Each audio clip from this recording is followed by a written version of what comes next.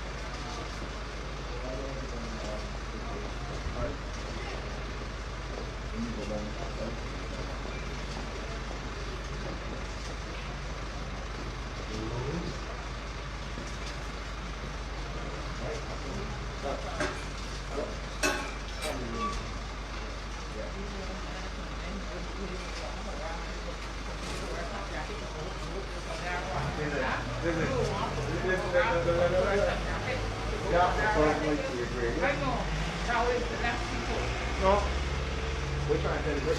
Watch this. 10 minutes left. Minutes.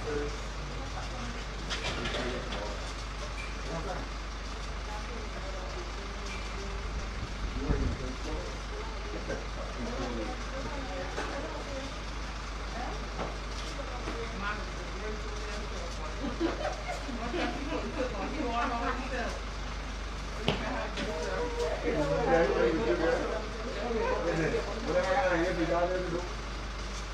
Because me tomorrow, if you want to get me, I'll see what you get.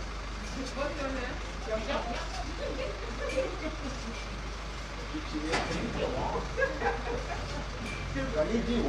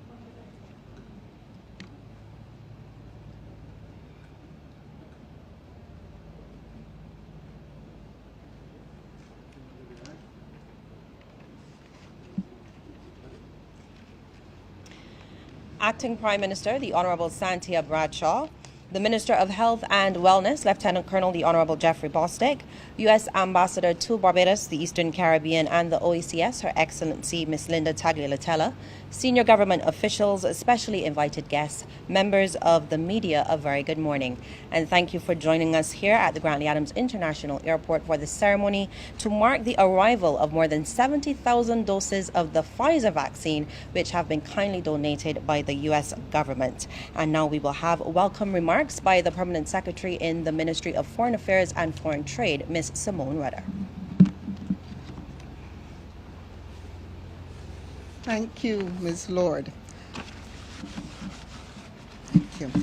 The Honourable Santia Bradshaw, Acting Prime Minister, the Honourable Lieutenant Colonel Jeffrey Bostic, Minister of Health and Wellness, Her Excellency Ms. Linda Tagliatella, Ambassador of the United States to Barbados, Dr. Kenneth George, Chief Medical Officer, Permanent Secretary Cheryl Aline, and other officials from the Ministry of Health, Dr. Elizabeth Ferdinand and Major David Clark, coordinators of the Barbados National Vaccination Programme for COVID-19, media representatives, ladies and gentlemen, good morning to you all. It gives me great pleasure to welcome you this morning to the ceremony for the arrival in Barbados of the Pfizer vaccines donated by the Government of the United States of America. Today's shipment of just over 70,000 doses, as we've just heard, is actually the first tranche of Pfizer COVID-19 vaccinations that Barbados will be receiving in the context of the contribution by the United States of America of almost or over 5.5 million doses of the vaccine to the member states of the Caribbean community. It is often said that COVID-19 is a global pandemic which requires a global response. And we are therefore very happy that here in Barbados we are able to receive the support of the United States in this particular area to our efforts and programs to manage the scourge of COVID-19. The United States has been a long-standing partner for Barbados and the countries of the region, and Barbados accords the highest priority to our bilateral relationship. We will now receive comments. Oh, are you going to do that part about the comments? Go right ahead. I'm usurping her role. We'll now receive comments by Minister Bostic, followed by Ambassador Tagliatella, and the Acting Prime Minister will then make an address. I thank you for your attention. Mr. Bostic.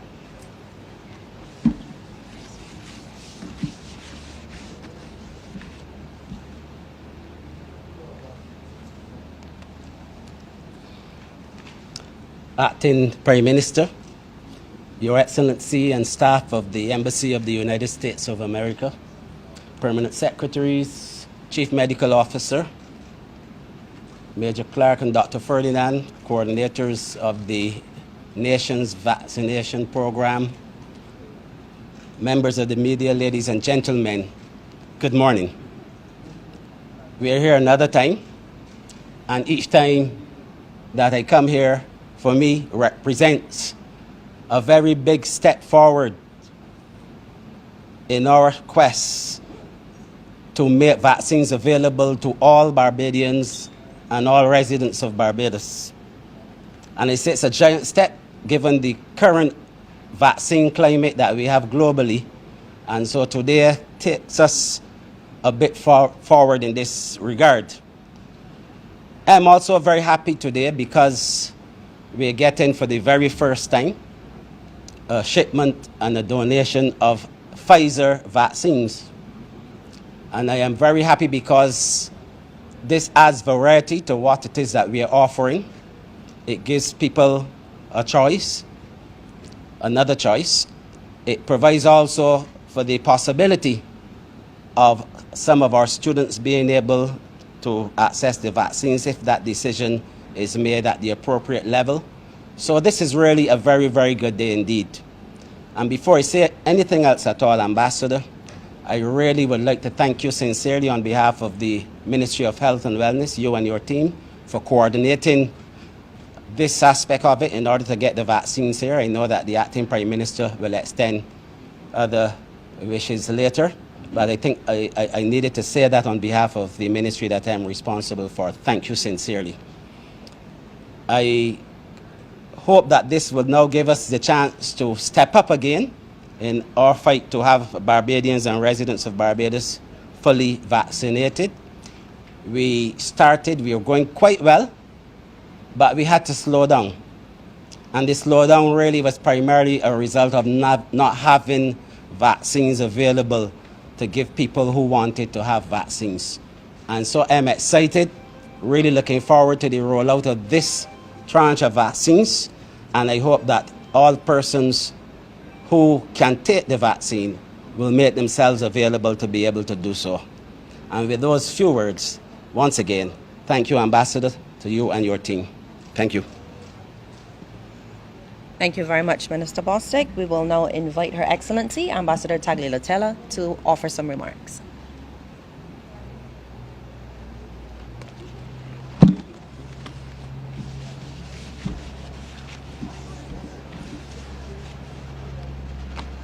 Protocol having been established, I will proceed. I'd like to say good morning to all of you.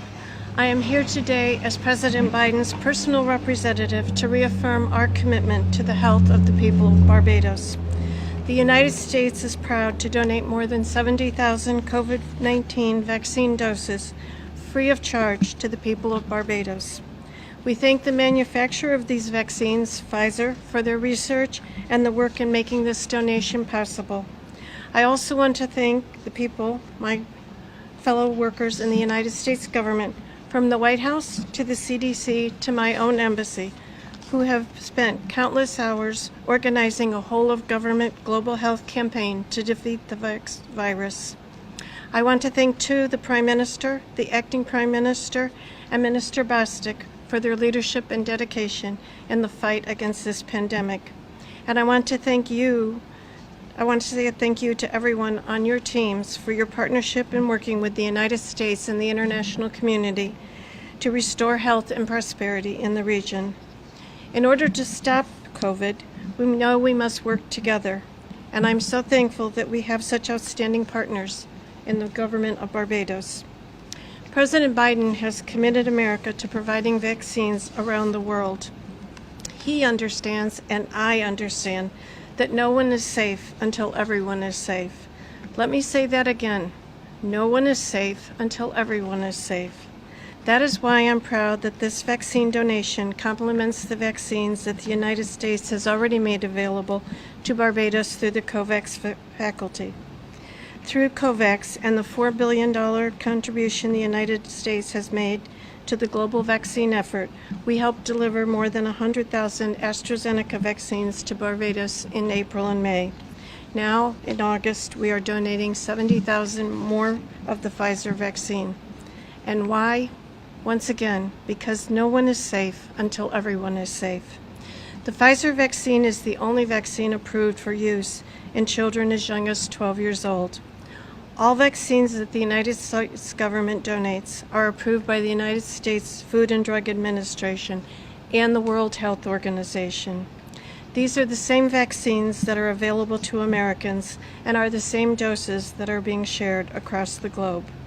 We know Barbados takes this pandemic seriously, and we know that vaccines are the fastest way to end it. Yes, I live in the real world, and I know that there will be some who will seek to discredit and confuse. Faceless online accounts will spread mis- and disinformation.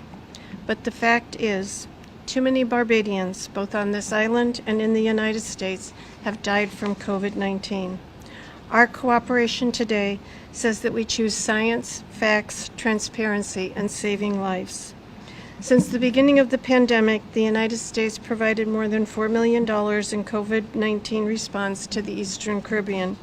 We have spent hundreds of thousands of dollars right here in Barbados providing PPEs, hygiene supplies, contact tracing training, and equipment. The United States and Barbados are partners and neighbors and remain the closest of friends.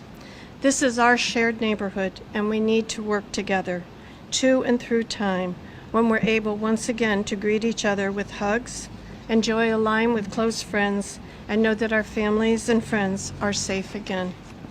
Thank you. Thank you very much, Ambassador. I'll now invite the Acting Prime Minister, Ms. Bradshaw, to address us at this time.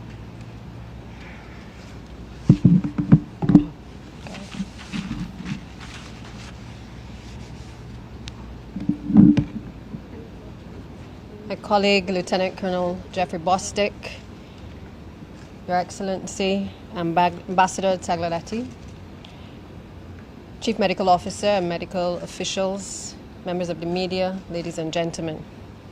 Today I too am extremely happy to welcome all of you here to the Grantley Adams International Airport as you witness the receipt of a donation of more than 70,000 doses of the Pfizer vaccine on behalf of the government and the people of Barbados. It was just yesterday, about 24 hours ago, that colleague Minister Bostic, myself, senior officials from the various ministries, foreign affairs, had the opportunity to meet with the Admiral Craig Fowler of the United States Southern Command to discuss strengthening ties between Barbados and the United States Army.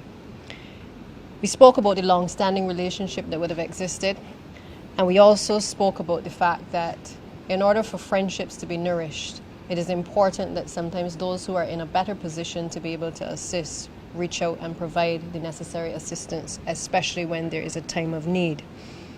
There can be no doubt that the COVID-19 pandemic has strained the resources of almost every single nation across the globe.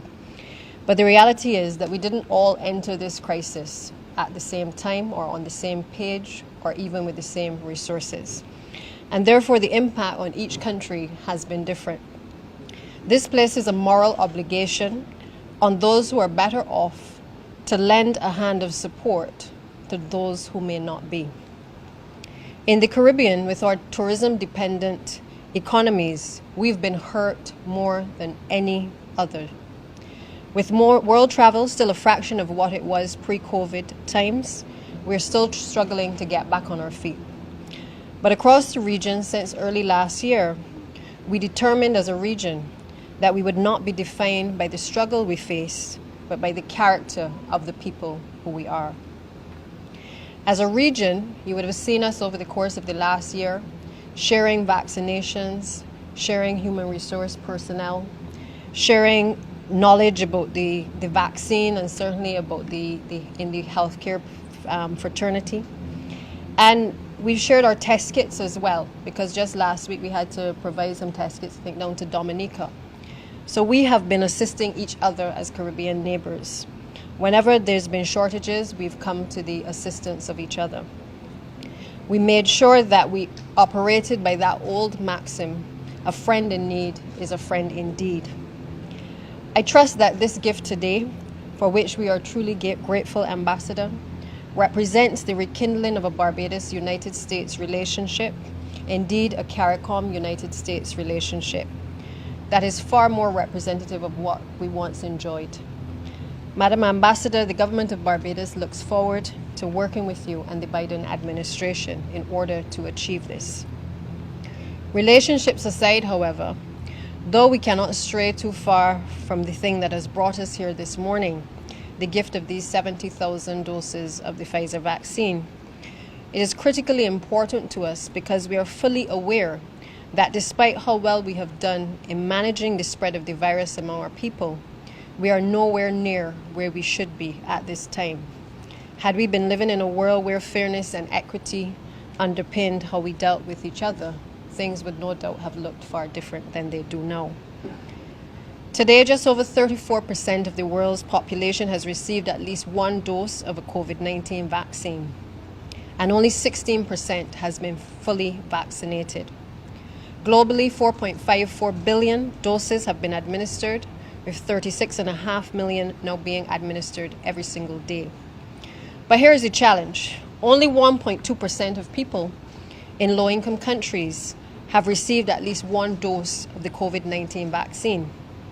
Can we ask for a more vivid picture of the challenge we face as a developing country than that? Is it at all possible that those of us with the power to make decisions do not recognize that as long as the ambassador also referred to, that as long as one corner of the globe where the virus is ignored, then the rest of us remain vulnerable so long as that is allowed to happen. Here in Barbados, for all of our successes, we've been able to provide the first dose of a vaccine to just over 100,000 persons and the second dose to almost 83,000. In essence, we've only covered about a third of our population. Today's donation, however, will provide us with the opportunity to re-inject some momentum into our vaccination program, and we're certainly looking forward to that. I don't think the timing could even be better, given that we're in the middle of consultations with the general public about vaccination and testing, and I'm sure all of you are well aware of the vigorous debate and the various opinions that have been contending. But the truth of the matter, we can do nothing unless we actually have the vaccinations available to us. The other thing we have to recognize as well is that it's not just about acquiring a vaccine. It is also about ensuring that small countries like ours have access to a variety of vaccines. For while we talk so much about vaccine hesitancy, we cannot ignore the fact that in many cases, individuals are not necessarily against the vaccine per se, but also want to have a choice as to which vaccine they should take. And to date, this has really only been possible in Barbados in a limited way. Today, we are pleased to say that we have options in relation to some of our vaccines. Achieving the herd immunity that we seek will be influenced by the ability of the consumer to choose the vaccine with which he or she is comfortable. That is a natural offshoot of people taking the opportunity to educate themselves on the subject. And the government of Barbados will continue to work with our partners and our friends to try to provide Barbados with alternatives. We must be active on every front because our development trajectory has been so fundamentally altered by this pandemic that we cannot sit passively and hope for a turnaround. We have to do something. The achievement of our people's dreams and their aspirations are inextricably linked to getting our economy firing again on all cylinders as soon as possible.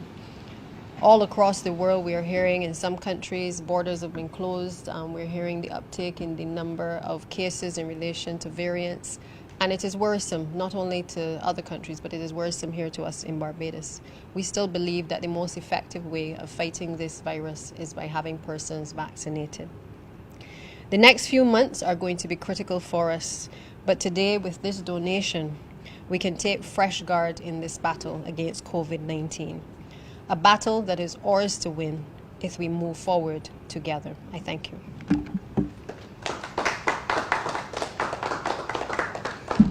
And thank you very much, Ms. Bradshaw. I'm not sure if there are any questions at this time. Marlon? I have two questions.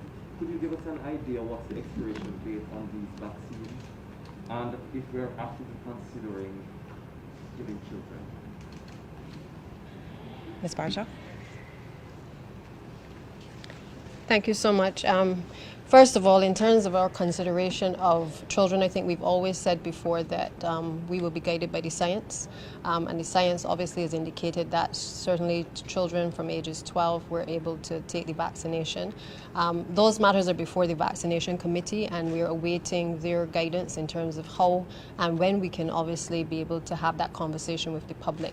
I think in my other position as Minister of Education, I would have to say that nothing will happen in relation to vaccination unless there is consultation, and the widest consultation with our stakeholders, in particular parents in this country, because I know that they have a number of anxieties about this whole exercise, even for themselves and taking the vaccination. But it is our intention that so long as we are able to have enough supply on island, that we are able to offer that to the wider population, and that includes certainly our students as well. I'll let Minister Bostic reference the first question for you.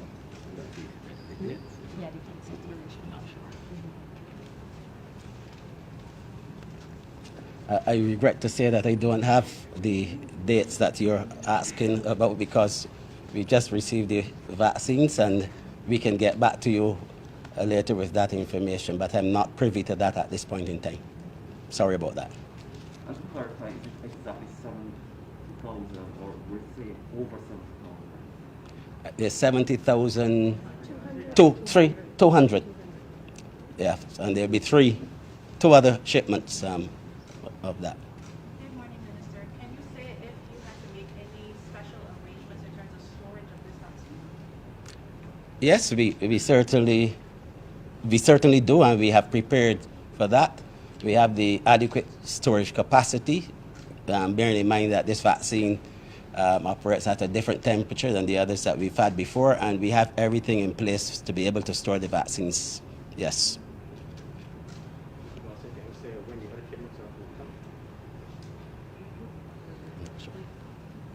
I'm not sure myself.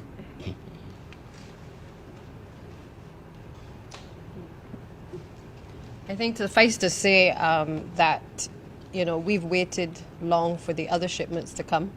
And, with everything that is happening globally, it is difficult really to say sometimes. I think what our focus is right now with these 70,000 plus is to really be able to roll out a program where we can see a greater uptake by Barbadians of wanting to take the vaccine at this point. And the truth is, I was having a conversation with the CMO earlier that regardless of all of the vaccine hesitancy, a number of people are still contacting the Ministry of Health and all the public health officials requesting that, they get an appointment in order to take it.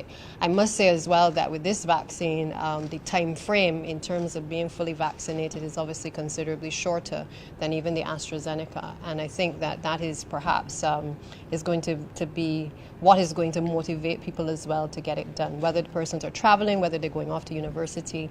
I believe the window is about 4 weeks now for from first shot to second shot. And I think that's going to make a considerable difference in terms of people having to wait a long period, but rather being able to have a shorter period now that they can take this particular vaccine. What is the current COVID-19 situation in the country? Are there any clusters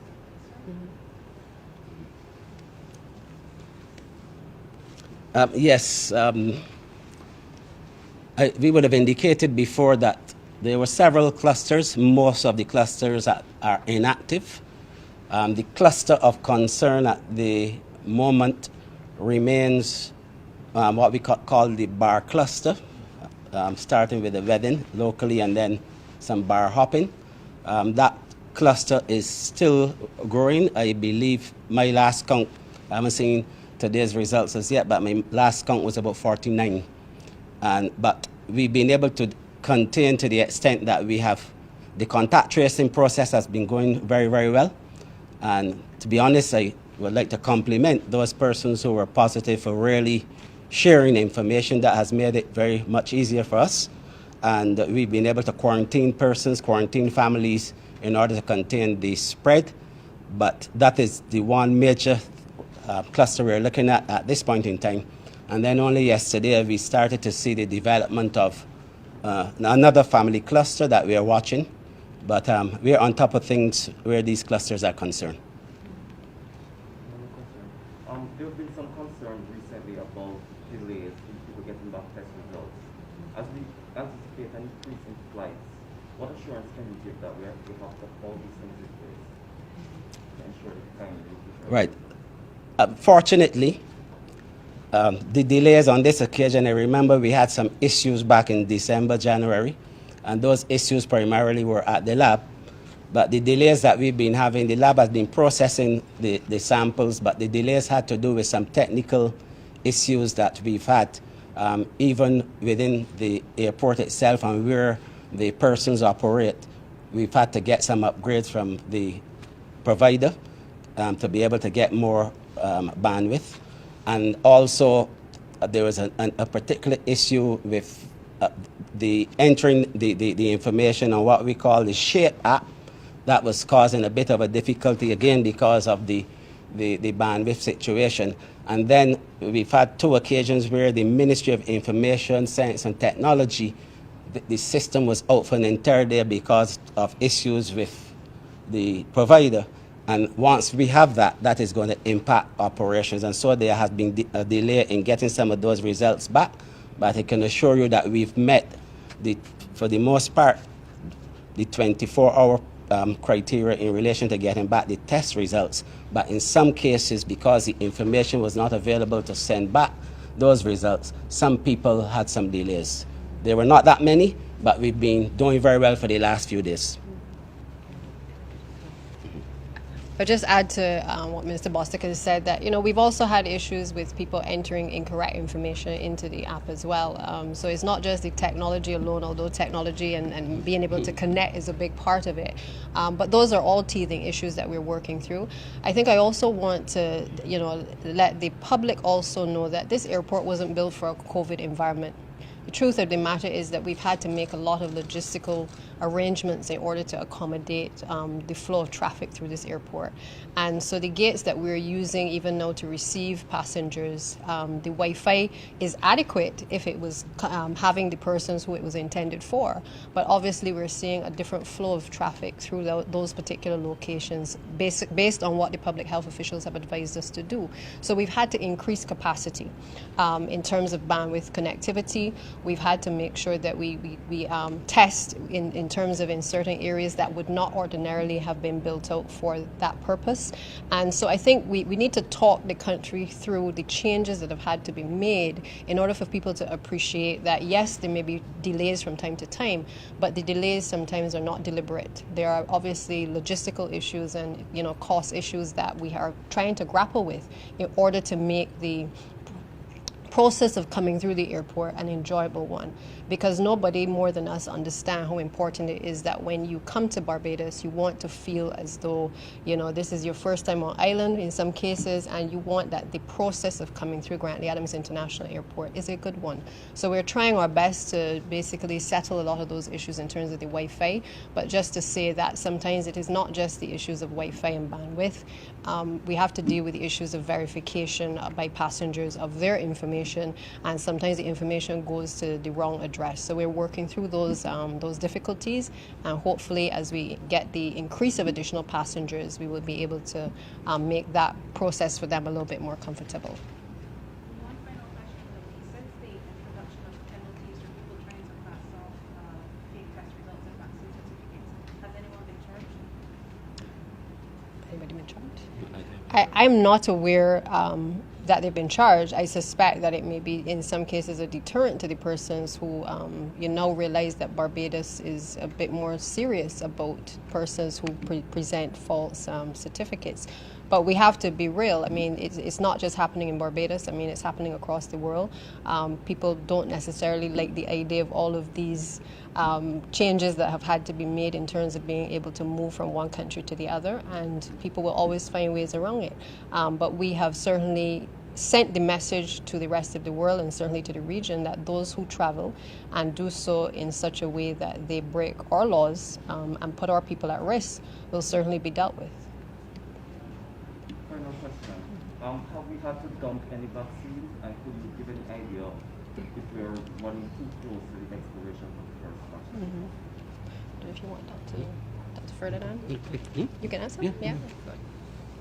No, we have not dumped any vaccines, and we've been coordinating really well, I must say, and that is why the gap between first doses and second doses, you see we have about 20,000 or so in terms of the numbers, and that is because people would have come at a later time as a result of vaccines being made available some time ago. So we are on top of it. We have vaccines to cover those who have to get their second dose, and we're just moving in the right direction. But the answer is no, we haven't dumped vaccines.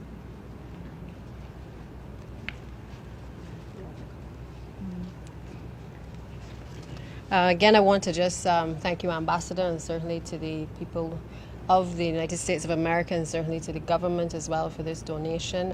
I really think we sincerely appreciate the contribution. And just to reiterate that our relationship by this donation, and certainly all the work that you've been doing, will continue to strengthen our ties with the United States of America. Thank you. And as we close, let me just thank the Acting Prime Minister, the Honourable Santia Bradshaw, the Minister of Health and Wellness, Lieutenant Colonel, the Honourable Jeffrey Bostic, U.S. Ambassador, Her Excellency, Ambassador Linda Tagliatella, members of the media, especially invited guests for joining. Good morning.